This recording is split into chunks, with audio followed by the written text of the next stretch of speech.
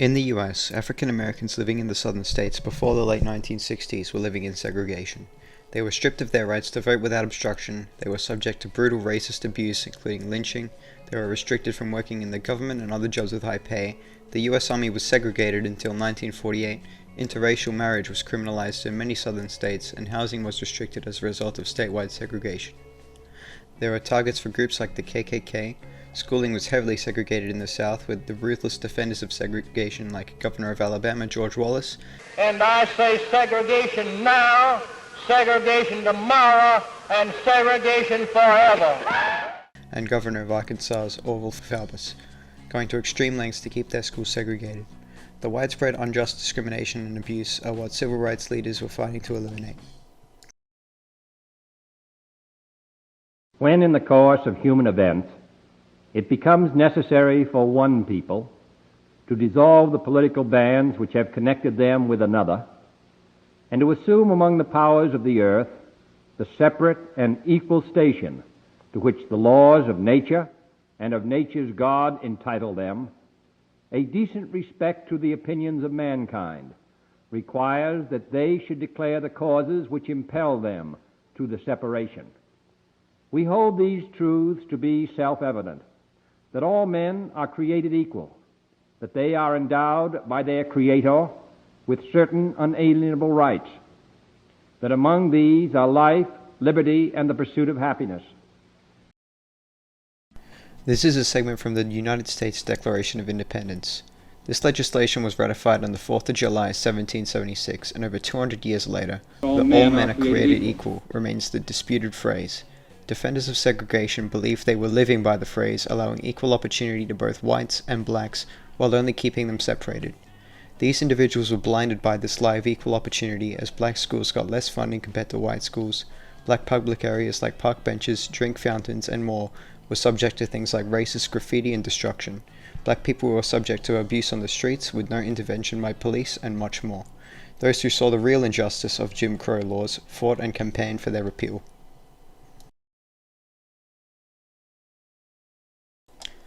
Pressure from the Afro-American community came after peaceful protests from integration advocates were met with violence from whites. Individuals like Martin Luther King Jr. continued to advocate for peaceful protests like freedom rides and segregated restaurant sit-ins, whereas individuals like Malcolm X recognized the lack of progress and violence against the black community and advocated for violence against violence.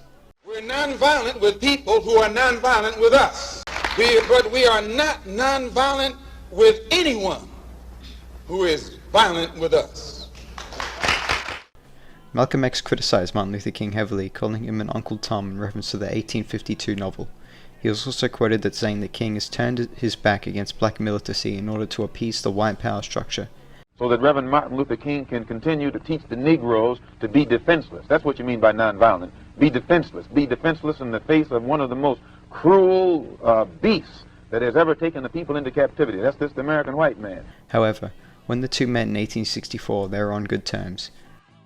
Arguably the most famous and influential protest of the Civil Rights Movement was the 1963 March on Washington. August 28, 1963 saw an approximated 300,000 people protesting for jobs and freedom. This protest saw Martin Luther King deliver his famous I Have a Dream speech. We hold these truths to be self-evident, that all men are created equal.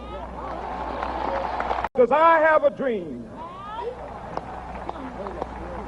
that my 4 little children will one day live in a nation where they will not be judged by the color of their skin, but by the content of their character. I have a dream today.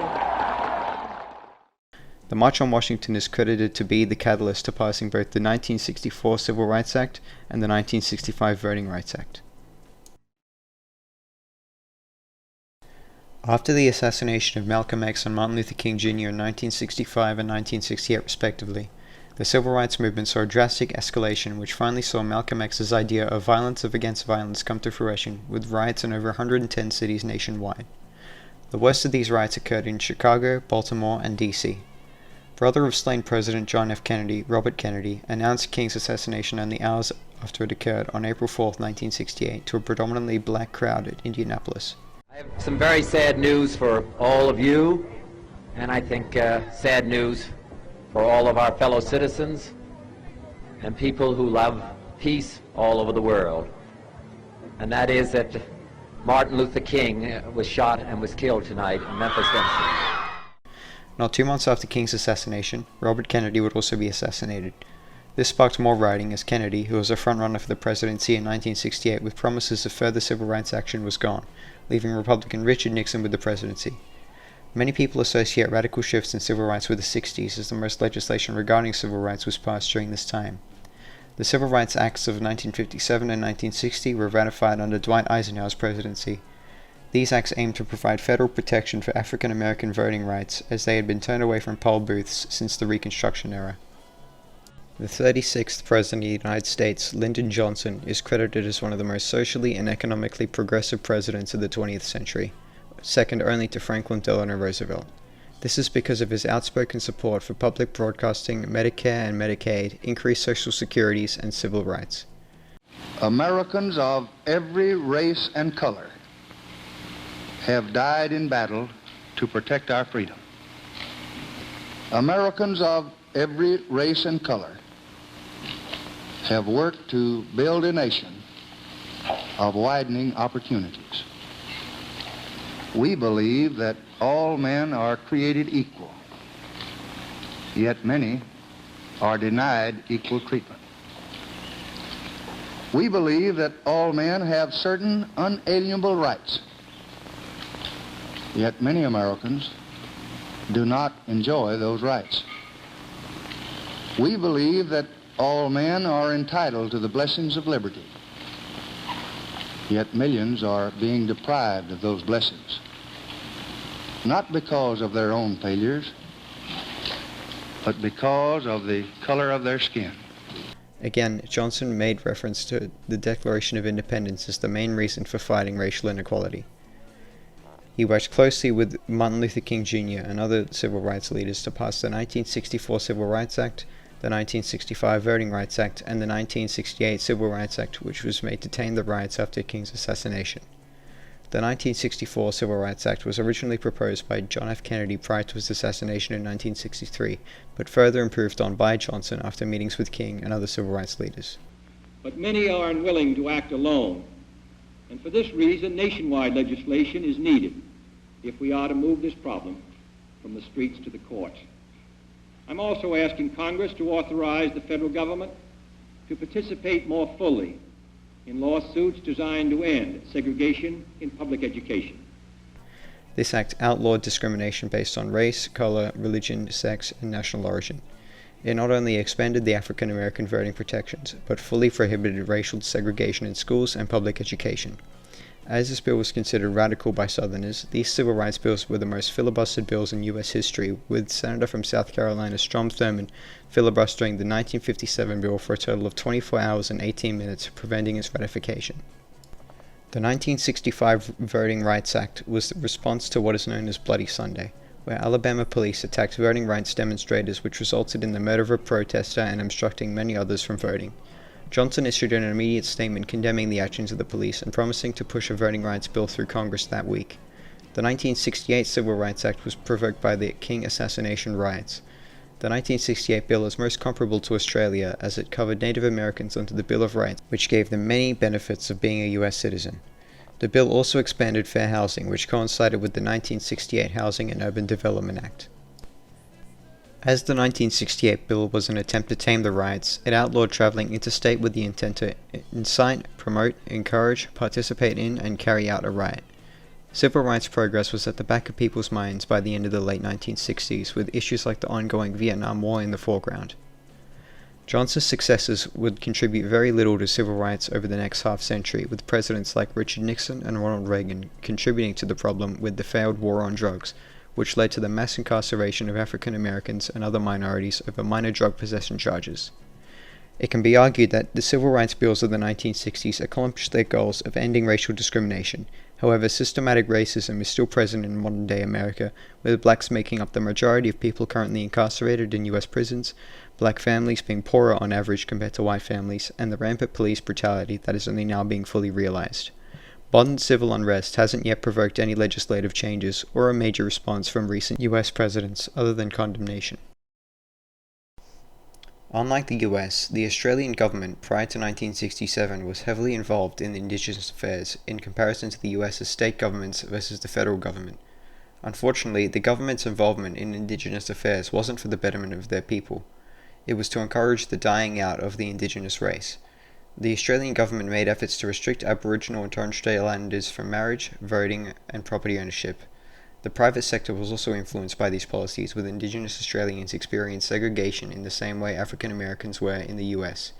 In some states, Indigenous Australians were being forced to work without pay, as the government controlled Indigenous wages in the same way as a communist state. The government was responsible for taking children of mixed race from their parents to integrate them into predominantly white society.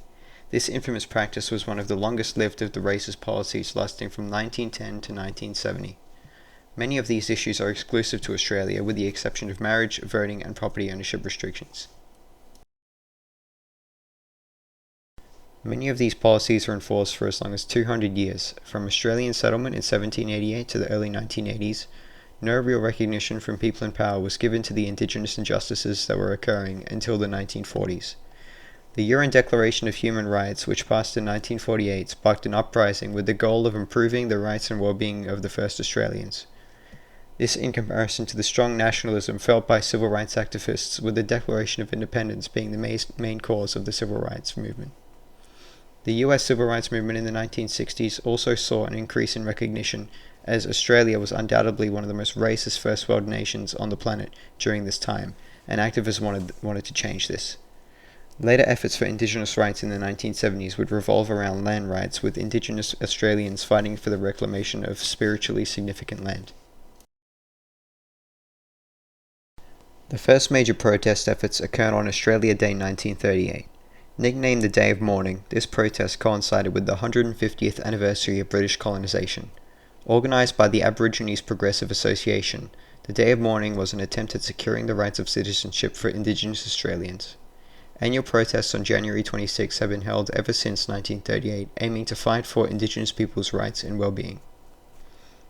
Inspired by the 1964 Freedom Rides in the US, students from the University of Sydney formed a group called the Student Action for Aborigines. This group toured rural New South Wales, campaigning for Indigenous citizenship. Arguably the most important of the campaigns were the petitions leading up to the 1967 referendum. These petitions focused on two things: the altering of Section 5126 of the Australian Constitution, which discriminated against Indigenous Australians as they weren't covered by the same laws white people were covered by. The second was the deletion of Section 127 of the Constitution, which would cover the first Australians as Australian citizens. In 1963, the Federal Council for Aboriginal Advancement provided the government with over 100,000 signatures in favour of constitutional change, and in 1967, the Holt government issued a referendum on changing the two parts of the Constitution. The result was a resounding yes, with 90% of Australians voting in favour of modifying the Constitution. The changes made to the Constitution in 1967 allowed for further laws to be passed regarding land rights, preservation of heritage, and an end to the White Australia policy. 2 years after the referendum, the Stolen Generation policies would finally end after 100 years. All of these changes occurred under the leadership of Prime Minister Harold Holt, who was an admirer of Lyndon Johnson and his successes in civil rights in the US. Australia saw more progress in regard to civil rights, with landmark acts like the returning of Uluru in 1985 and Kevin Rudd's apology in 2008.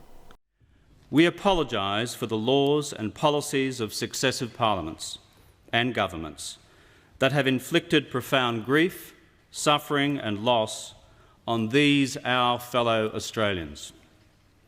We apologise especially for the removal of Aboriginal and Torres Strait Islander children from their families, their communities and their country, for the pain, suffering and hurt of these stolen generations, their descendants and for their families left behind. We say sorry. Progress is still being made to this day, mainly with the returning of spiritually important land to the first Australians.